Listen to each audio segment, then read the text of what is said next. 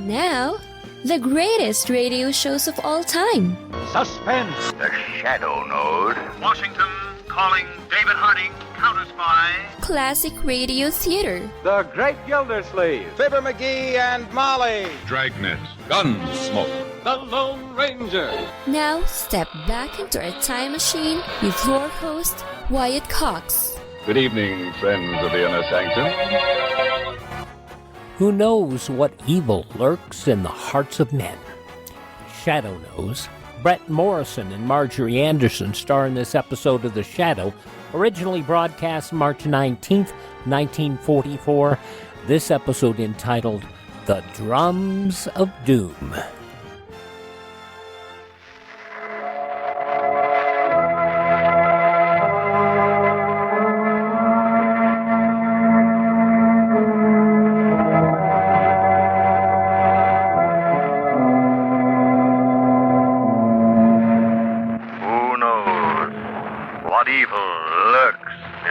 Of men. The Shadow knows.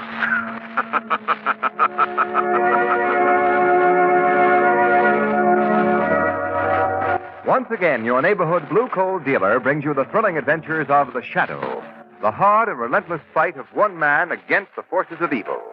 These dramatizations are designed to demonstrate forcibly to old and young alike that crime does not pay.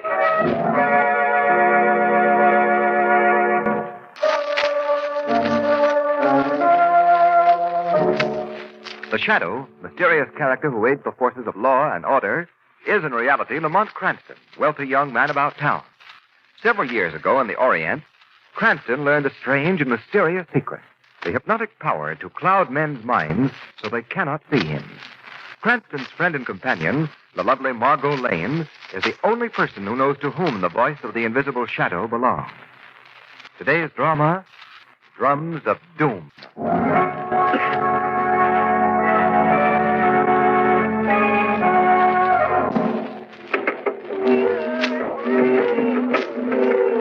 Lamont, have you ever seen such dancing? She's wonderful. Unbelievable, Margot. She's all over the stage at once. Oh, those tom-toms give me the shivers. The most amazing bit of interpretive dancing I've ever seen. A high spot in Louise Ronaldo's career, all right. This is the Macumba number, isn't it, Lamont? Yes, based on a native sacrificial dance at Haiti. According to the program, no white man's ever seen it before. Look, Lamont. She's actually frozen in the middle of the stage, staring up as though she were hypnotized. Heavens! Something's wrong, Lamont. The curtain's coming down. Yes, I wonder what it... Oh, Lamont, what could have happened? Ladies and gentlemen, I regret to announce that due to a sudden indisposition, Miss Ronaldo will be unable to continue her performance. Oh, what a pity.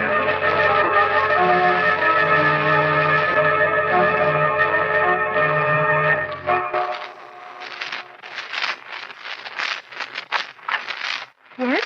Miss Lane? Yes, I'm Miss Lane. What? You're Louise Ronaldo, the dancer. Yes.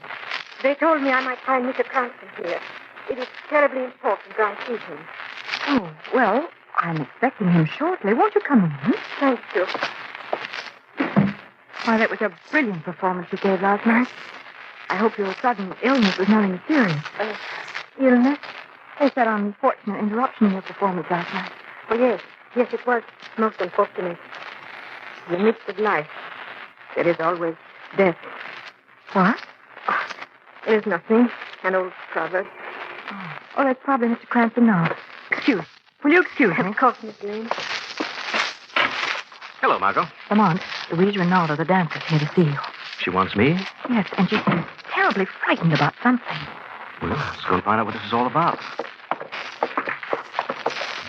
Hello, Miss Ronaldo. Miss Lane tells me you wanted to see me. Oh, yes, Mr. Cranston. It is very important. Could I speak to you alone? You can speak freely in front of Miss Lane. Oh, very well. I wanted to show you this. I know you have made a study of these things, Mr. Cranston, and I hope you would be able to help me. Where did you get this? I found it in my dressing room last night. And then, during the performance, I happened to look up in the scenery loft. A larger one hung up there, suspended in midair, like an omen of the devil. And that's when I screamed. Oh, Mr. Cranston, you've got to help me. I'm in terrible danger. Why, it's just a piece of black satin cut out in the shape of a little hand. Do you have a scissors, Margot? Wait, yes. Just a minute, Lamont. Oh, Mr. Cranston, I don't know what to do. They are after me. Come now, Miss Ronaldo. You've got to pull yourself together. Here, this is... Oh, thanks, Margot. I will cut open this hand. Just as I thought. A bone and dust inside. I'm afraid I don't follow, Walter. What is this queer-looking black hand? Margot, it's a symbol of something that reaches into the heart of our most civilized places. In the black jungles of Haiti. Sounds menacing. It is. This little black hand is a voodoo. Voodoo? Yes, Margot, the black magic of Haiti. This little black hand is the calling card of the voodoo. Whoever receives it is marked for death.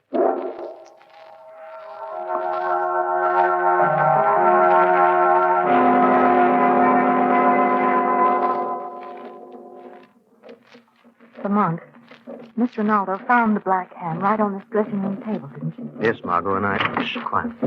Oh, I didn't know Mrs. Ronaldo had visitors. Well, she asked us to wait in her dressing room until the performance was over.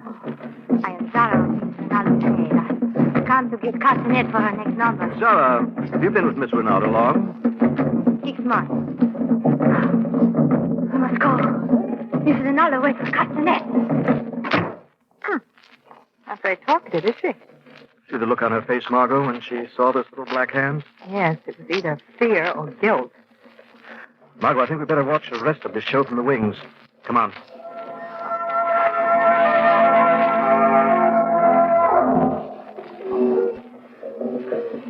Lamont, she's giving a magnificent performance. No one in the audience would ever suspect that that poor girl's terror-stricken. Mr. Cranston. Yes? I'm Ralph Henderson, Miss Ronaldo's manager. Oh, how do you do? This is Miss Lane. How do you do? Louise had told me that you consented to help her. Frankly, I'm afraid for her. She never was very strong, and this fear that's taken hold of her seems to be undermining her health completely. Mr. Henderson, do you know anything about Miss Ronaldo's maid, Sarah? She's a native of Haiti, isn't she? Yeah, she's a strange girl, full of native superstitions. Do you have any idea who might have put that voodoo in Miss Ronaldo's dressing room last night? Well, I've been trying to figure it out. You see, I know a bit about Haitian folklore myself. Perhaps Louise may have unwittingly antagonized the natives on a trip to Haiti. Well, the arm of the voodoo is long, Mr. Cranston. You mean Zara? Well, she'd be the most likely suspect, but she seems so devoted to Louise. Good heavens, the sandbag's fallen. He's been hit. Get a doctor, Was quick. it Miss Ronaldo? I can't tell. There's so much confusion out there. Bill, ring down the curtain.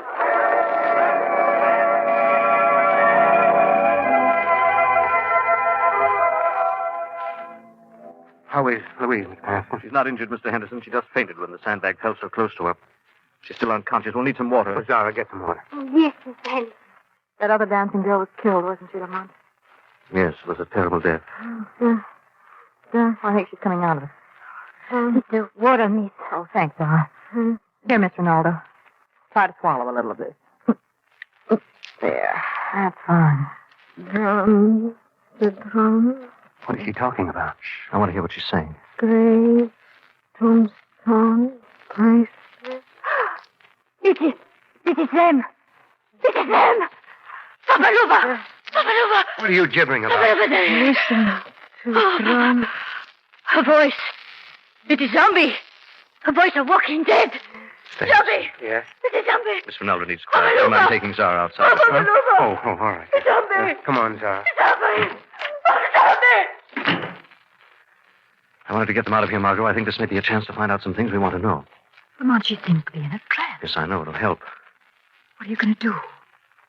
I'm going to try hypnotism. Louise Ronaldo, listen to me. You're going to tell me everything. Everything that has frightened you from the beginning. Yes, from the beginning. It began in Haiti. We were walking through the woods one day. Oh, Ralph, this Haitian countryside is beautiful. It has been fun exploring it, but it's getting dark, Louise. I think we ought to be starting back. Oh, Ralph, look over there. Those tombstones. Why, It is a native burial ground. Louise, come back here. Oh, Ralph! Come and look at the exquisite trinkets on these graves. Don't touch them, Louise. Those ornaments are put on the graves by the natives to ward off evil spirits. The natives are very superstitious. Listen. Tom-toms in the hills. Oh, it is just a ceremonial dance, Ralph. Oh, look. Here's a curious-looking bracelet on this headstone here. Hey. Why, that must be centuries old. A relic of the old slave trading days. I want. No, Louise. I'd stir up trouble with the natives. I don't care. I want it for my collection, and I'm going to take it. Louise, we'd better get out of here quick. There's someone watching us from behind that tombstone. All right. There is no one behind that tombstone, only under it. And he will never miss the bracelet. What was the beginning? From the moment I took that bracelet from the grave, I had no peace. I did not sleep. And always I hear the tombstone throbbing. It almost drives me mad. Finally, my husband suggests we cut our visit short and return to the States. Her husband. I didn't know she was married. Well, your husband? Yes, Ralph Henderson. Ralph Henderson. Why, that's her manager. Let her go on, Margot. The trip back was uneventful. The symptoms disappeared. I thought I was cured. After we got here, I began rehearsing for my recital. And then it started again. What started again? Visions in the night. I would wake and see a figure standing by my bed, pointing at me. And then the drums would begin. Oh! She's coming out of it. Quiet, Margot. Where am I? Oh, Mr. Cranston, Miss Lane. Telling us a very interesting story, Miss Rinaldo. What did I say? A good deal. Why were you keeping your marriage to Ralph Henderson a secret? Oh, did I tell you that? He thought it would interfere with my career if it were known. Please, do not let him know I told you. No, we'll keep your secret. One more question, Miss Rinaldo. Yes. That slave bracelet you took from the grave, you have it with you? No. No, it has been missing for several days now. Well, could you describe it to me? I have a picture of it here in my bag. Good. I was going to sell the bracelet to a dealer. I had it photographed so he could distribute copies among his clients. Here is the picture. Thanks. Very unusual looking. Shouldn't be hard to identify. What do you think is all? Later, Margot. Well, Miss Rinaldo, I think you'll be all right for tonight. Miss Lane and I have to be running along now.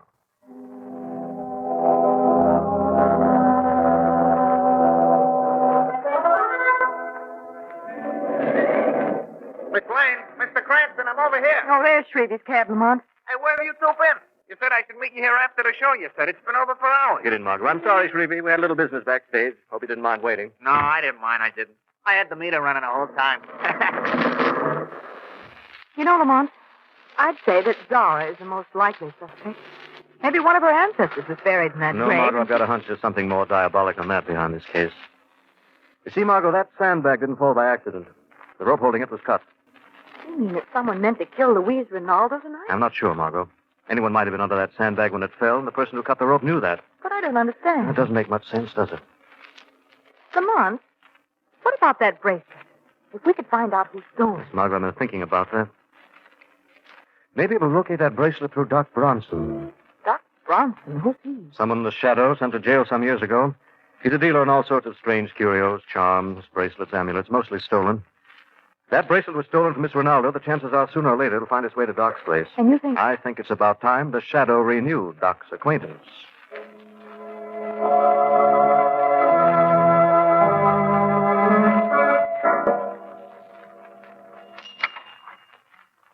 Yes? What can I do for you?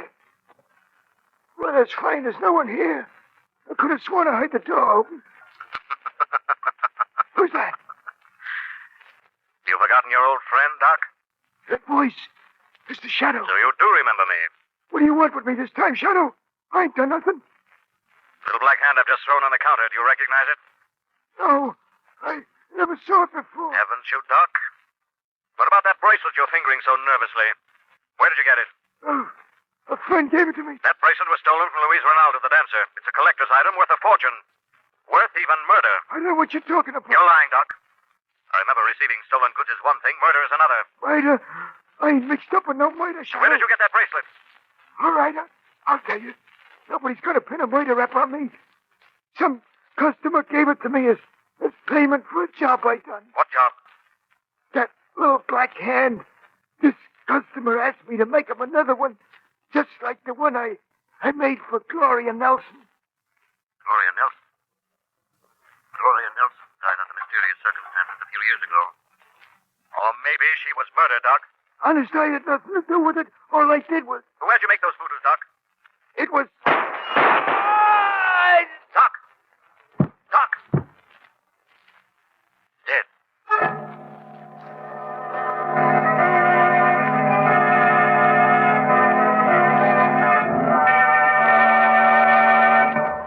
March 19th, 1944, The Shadow on Classic Radio Theater with Wyatt Cox. Technical issues were always the bane of old-time radio. Of course, they are today, too. But in this date of live radio, you would hear Bret-Morrison's microphone fail during a portion of this last half of The Shadow, March 19th, 1944. It's not us. It's them. The Drums of Doom.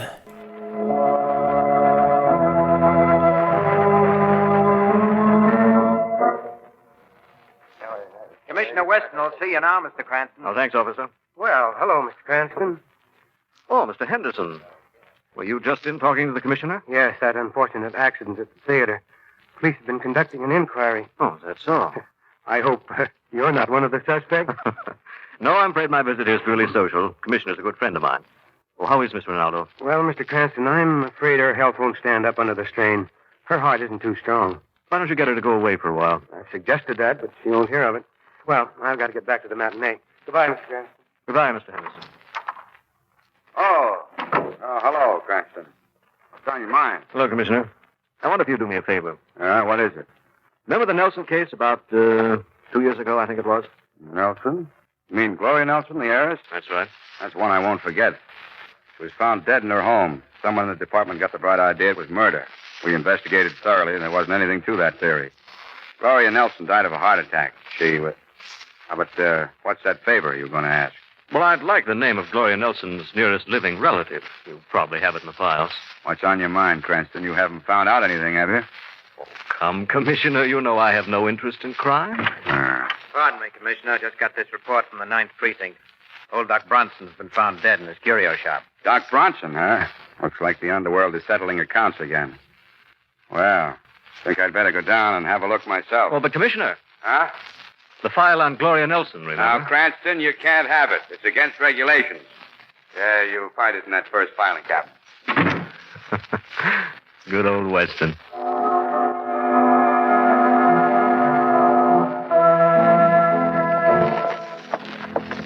Lamont, we've got to do something. Louise Ronaldo just about got through her performance tonight. I never saw anyone so frightened. Yes, I know, Margot. Lamont. My door. It's open. Margot, wait out here. Be careful, Lamont. There's no one here. It's all right. Come in, Margot. Oh, now, what do you suppose? I'm sure I locked the door. Look, Margot, on that chair. What is it? Little black satin doll with a dagger through its heart. What does it mean? Another sign of the voodoo, Margot. Means someone's going to die tonight. Oh, Lamont. Now, we've got to act fast. Go over to Louise Ronaldo's apartment. Don't alarm her, but get her out of there somehow. I've got a hunch we'll find the answer to some of our questions tonight in Louise Ronaldo's apartment.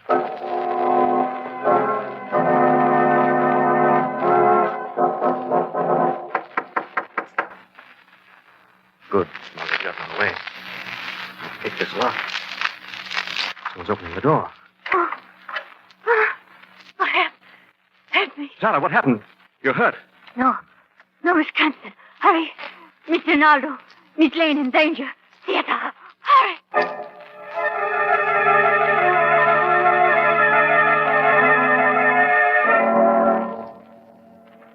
Louise, I don't think we should have come. But you heard the voice on the phone. It said I must come here to the theater at once if I wanted to end this horror. I'd like to know who made that call. There's nothing so menacing as a dark, empty theater. If only we could put on a few lights. No. Well, the voice said, from darkness the terror came. From darkness, let's go. It said we must find the center of the stage and wait there. I don't like this. Suppose it's a trap for me. I think we ought to leave at once. The conclusion of The Shadow, The Drums of Doom, March 19th, 1944, when classic radio theater with Wyatt Cox continues following these important messages from your favorite radio station.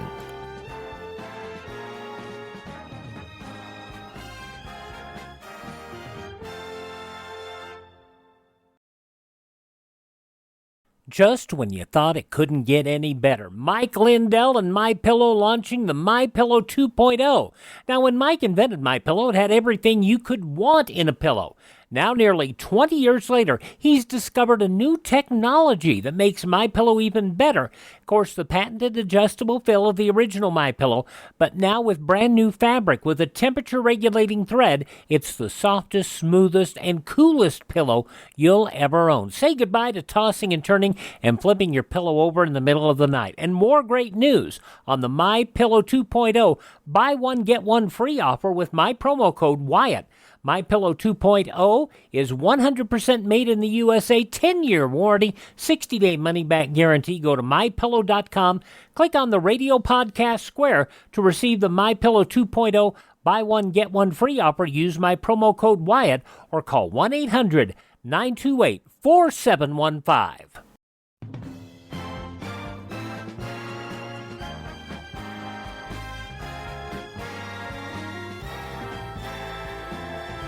Now on Classic Radio Theater with Wyatt Cox, the conclusion of The Shadow, The Drums of Doom, March 19th, 1944. Listen for the technical oopses. The drums. They're back in my head again. They're following me. I hear them too. Louise, we're getting off the stage right now. The light. Someone has turned the spotlight on us. Don't move out of the circle of that light.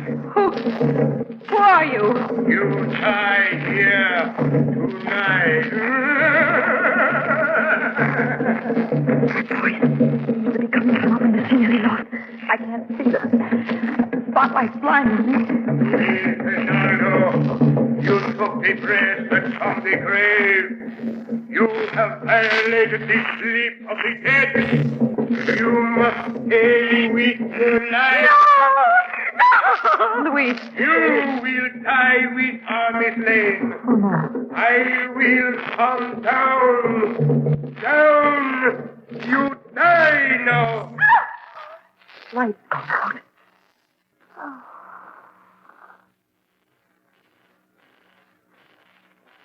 Oh, Shadow. Oh, thank heaven you've come. Yes, Shadow, I will.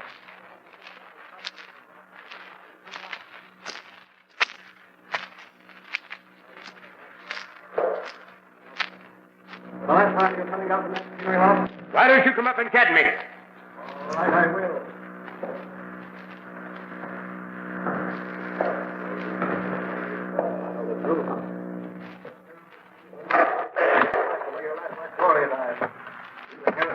You can't prove anything.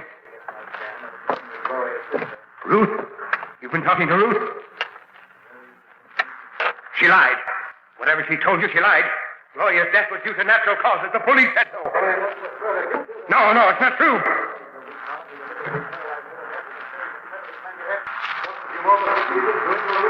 You know too much. Who are you? You won't be a shadow when I get the spotlight focused on you. There. I've got the spotlight on. I'll just swing this beam around until I can see you. Then you'll be a perfect target for my knife. I hear you coming, but I can't see you. The light's right on you. But I can't see you. I can't see you. I can't see. Voodoo! Voodoo!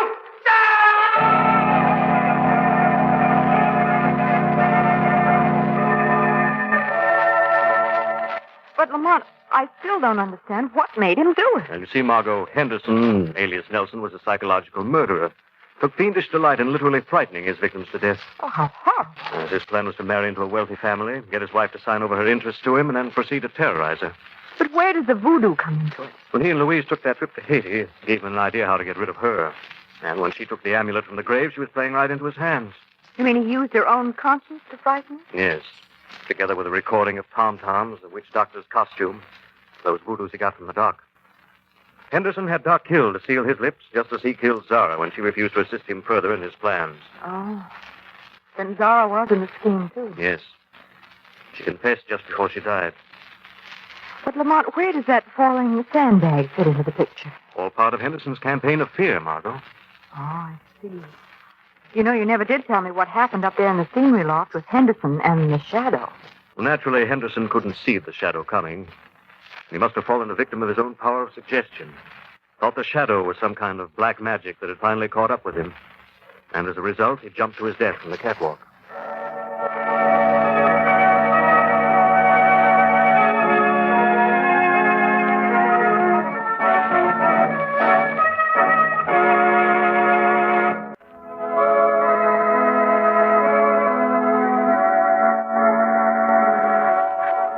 Next week, same time, same station, your friendly Blue Coal dealer brings you another strange and thrilling adventure in the Shadow's daring battle against the forces of evil. Be sure to listen. This is Ken Roberts saying keep the home fires burning with Blue Coal. This story produced by the DL&W Coal Company, distributors of Blue Coal.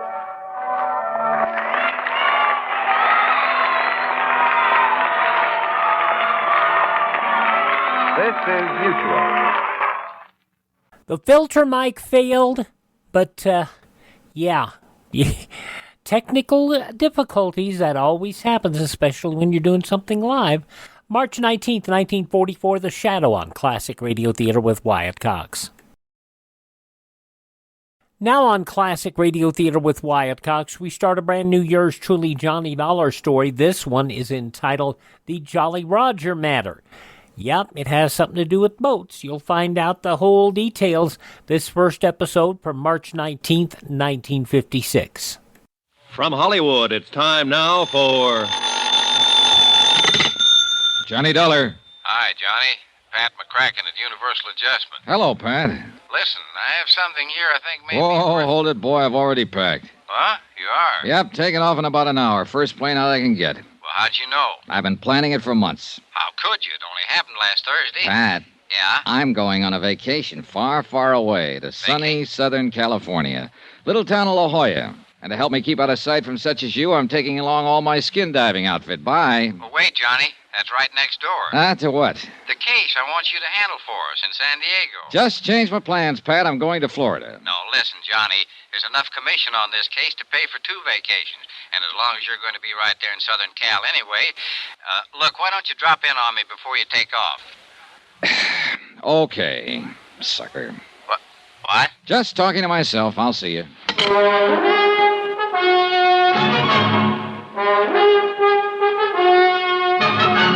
Tonight and every weekday night, Bob Bailey in the transcribed adventures of the man with the action-packed expense account, America's fabulous freelance insurance investigator. Yours truly, Johnny Dollar.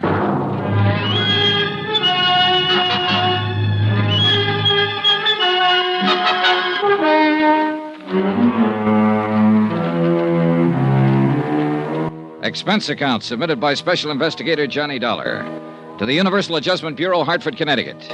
Following is an accounting of expenditures incurred during my investigation of the Jolly Roger fraud. Expense account item 1, taxi for myself and my vacation luggage to the offices of Universal Adjustment, 436 Parley Street, Hartford, in the hope I could argue both Pat McCracken and myself out of taking on the case. The last 2 cases I'd handled for Pat had almost cost me my life, and I was beginning to be a bit superstitious about anything he had a hand in. But trying to talk him down was like trying to talk down your mother-in-law. Maybe your skin diving trick will help you crack the case. But the main thing is you're going to California anyhow. This way you can put your whole vacation on expense account. Pat. And, baby, if I know you'll run down the case in about 2 days, come up with a swindle sheet for a couple of weeks. Pat. To say nothing of the commission I mentioned over the phone. Listen, will you? You see, the Jolly Roger was insured by Southwest Maritime Insurance and Liability for 460 G's. Bert Parker, in their San Diego office, can give you all the dope on it. Bert Parker? Sure, you remember him. Handed you the Molly Kay matter a few months ago. A very profitable case for you, wasn't it? Well, wasn't it? Yeah. Yeah, but now look, So you'll clean up on this, too. The Jolly Roger, you know, was one of the finest seagoing yachts on the West Coast. No, I didn't know. But, Pat, I'm not going Big diesel job, 110 feet long. Floating palace. Probably the most luxurious wooden hull job built since the... Wooden hull? 110-foot diesel job? Wooden hull? And that, unfortunately, is why she burned to the waterline before the weight of her engines carried her down to Davy Jones's locker. Total loss, huh? Total. $460,000 gone. That's too bad. Well, Pat, it was nice seeing you again. Now I got to get my plane to New York to get my plane for the coast. But I haven't even told you why we want you to look in on this thing, Pat, I am going to the coast on a vacation, remember? But I told Bert that you were on your way. You told what? Sure. Phoned him right after I talked to you. Well, you dog. Sure. He's promised to contact the Mexican authorities that you may need to help you and have everything all... How are they involved? Oh, now, look, Pat, enough of this. I got to get along. Sure. My car's right downstairs, and I can tell you the rest I know. No. Tell it to somebody else. I'm going out there on a vacation. Baby, you can't let me down on this one. Look, we haven't got any regular man out there, only a couple of part-timers like Bert Parker. You know, sell the policies with one hand and act as adjusters with the other. I got to go. Sure. You see, here, I'll take that back. And this one. You see, that works out all right on small accounts, but on the big ones... Wow, what do you got in here? A case of scotch? Pat, will you shut up a minute and let me tell you... Not on your life. That'd give you a chance to change your mind about taking on the... Here's the elevator. Oh, excuse me, lady. Sorry. Now, I still haven't told you why we smell something wrong in this whole case. It's simply and clearly this, John Boy.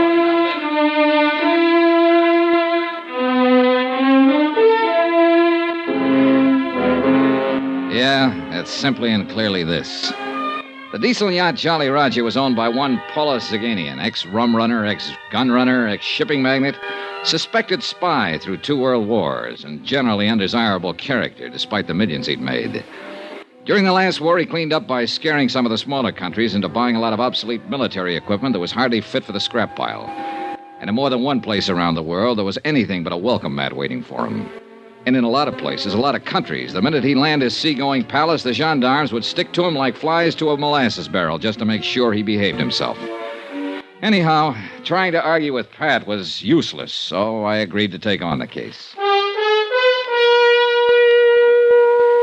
Expense account, items 2, 3, and 4. $190, 4 cents. Plane fares and incidentals, Hartford to New York, New York to Los Angeles, L.A. to San Diego, where I hope to grab a cab to La Jolla before Bert Parker could find out I'd arrived. But I was met at the airport, but not by Bert Parker. Mr. Dollar. Yeah? I thought you were by the description. Well, don't tell me they've got me on those wanted posters out here, too. Oh, silly. I'm Jan Penny, in Mr. Parker's office. You know, Southwest Insurance and Liability. Maybe I ought to take the case after all. I'm going to work with you on it. Oh, no, I'm sure I will. You see, Mr. Parker's in the hospital. When he received Mr. McCracken's wire about your time of arrival, he asked me to meet you here. Hospital? What's the matter with him? It's supposed to have been an accident. Hit and run. Well, what do you mean, supposed to be? Bert thinks they tried to run him down deliberately. Who? I think he'd better tell you about it. Yeah, I think somebody better.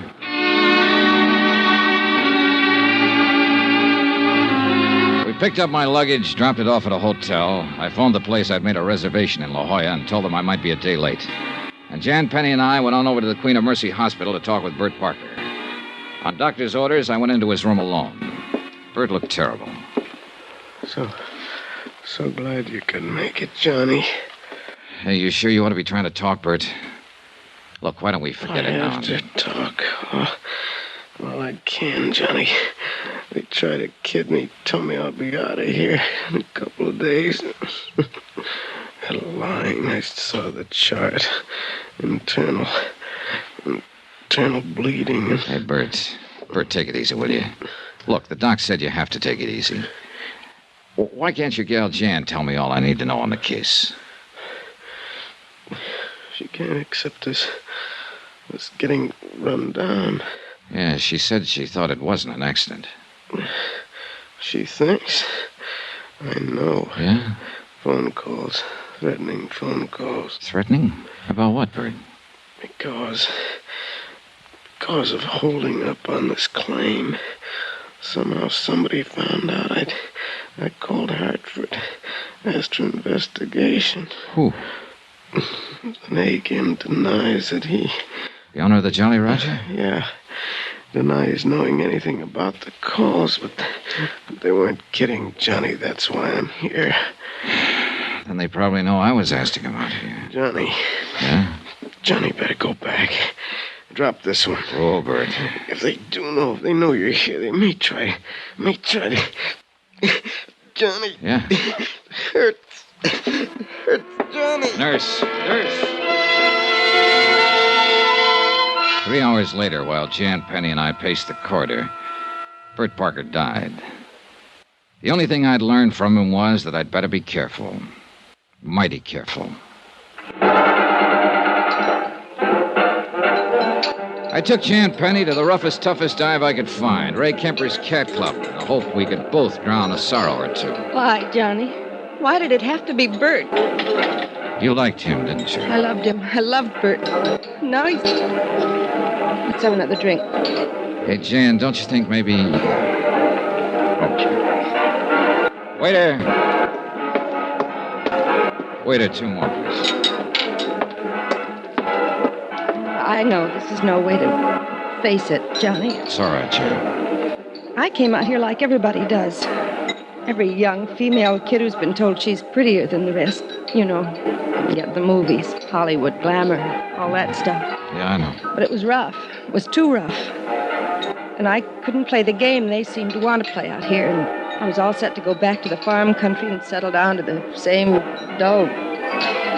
But then I met Bert. And instead of giving me just a lot of fast talk, he said he wanted to help me. And he did, Johnny. He really did. Took me into his office here in San Diego. And we made this office, Johnny. We did. And he still didn't try to make any advances because he knew I wouldn't want that. But what he didn't know was that I loved him for it. That I loved him. Now he's gone. Hey, look, Jan, there's nothing we can do about it. Except try to finish the job he started on the case that put us here drinking too much and trying not to think of him and thinking of nothing else but him. Oh, thanks, bud. Here, keep the change. Johnny? Yeah? You're like Bert. You're straight. I'm glad. Easy, gal. Maybe you didn't know him as well as I did. But you cared about him enough to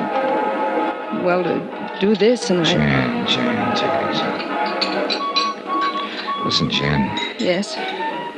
Grab your coat, I'm taking you home.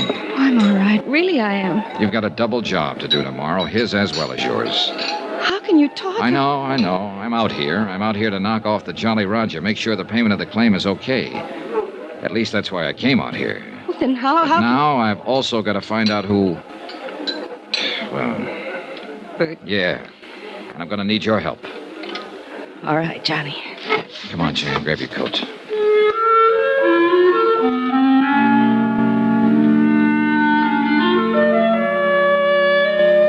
I took her home to her little apartment on East Drive. I didn't go up for the usual nightcap because I didn't want to. And I knew Jan didn't want me to. I dropped into police headquarters, homicide first, and then traffic detail to see if they'd been able to dig up anything on the hit-run driver who'd killed Bert. Nothing. Apparently, the threat he'd received just before the so-called accident was something that only he and Jan had known about. The expense account? Oh, I don't know. Call it $10. A couple of cabs, a couple of drinks, or maybe 6 or 8, or... I'm kind of tired tonight. Bert was a nice guy. Jan's a nice girl. In the morning, I'll call the hotel in La Jolla and delay my reservation there another day. Meantime, I'll get some sleep, I guess. Maybe I'll even cook me up a dream or two about skin diving and sunning on the rocks of La Jolla after all this whole rotten case is cleared up. Get myself a good winter tan to take the place of this high eastern pallor I've been trying to get... Oh. Hello. Hello. Johnny. Hello? Johnny, listen. Hello, I can't... Jan? Yes, Johnny. Listen to me. Yeah. We must have been followed tonight. Huh? Jan? I got a phone call just a minute ago. Yeah? A man. He threatened me. What do you mean he threatened you? How? Who was it? I don't know. He said If I help you, Yeah? there'll be another accident. To me. Jan. And to you. And to you. Listen, Jan. Oh, Johnny, I'm afraid.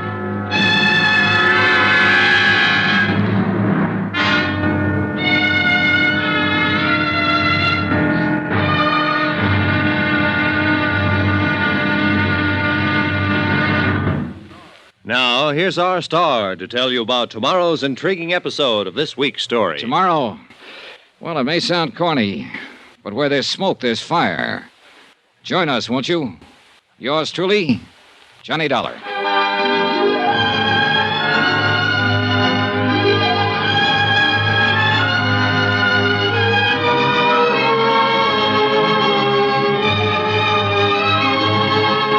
Yours truly, Johnny Dollar, starring Bob Bailey, is transcribed in Hollywood. It is produced and directed by Jack Johnstone, who also wrote tonight's story. Be sure to join us tomorrow night, same time and station, for the next exciting episode of Yours truly, Johnny Dollar. Roy Rowan speaking. And that's part one of the 5-part Yours truly, Johnny Dollar story, The Jolly Roger Matter, as it was originally broadcast March 19th, 1956. And just a reminder that all of our Yours truly, Johnny Dollar shows, the ones that are available out there, you can find from Ted at radiomemories.com. Radiomemories.com. Thank you for tuning in. Please thank this station, support their advertisers, their kindness and courtesy. Allow us to be with you each and every time we roll around here on your favorite radio station. Now, if you miss a day, you don't have to miss a single show. All of our shows are available at classicradio.stream. That's classicradio.stream. Stream our shows on demand. Learn about building a classic radio collection of your own. You can contact me, find our social media links, and if you'd like to support our program and help us acquire additional classic radio collections, you can use the Buy Me a Coffee function. That at classicradio.stream. Have yourself a great day and tell all your friends the greatest radio shows of all time are right here at this spot on the radio dial. Classic Radio Theater with Wyatt Cox on your favorite radio station.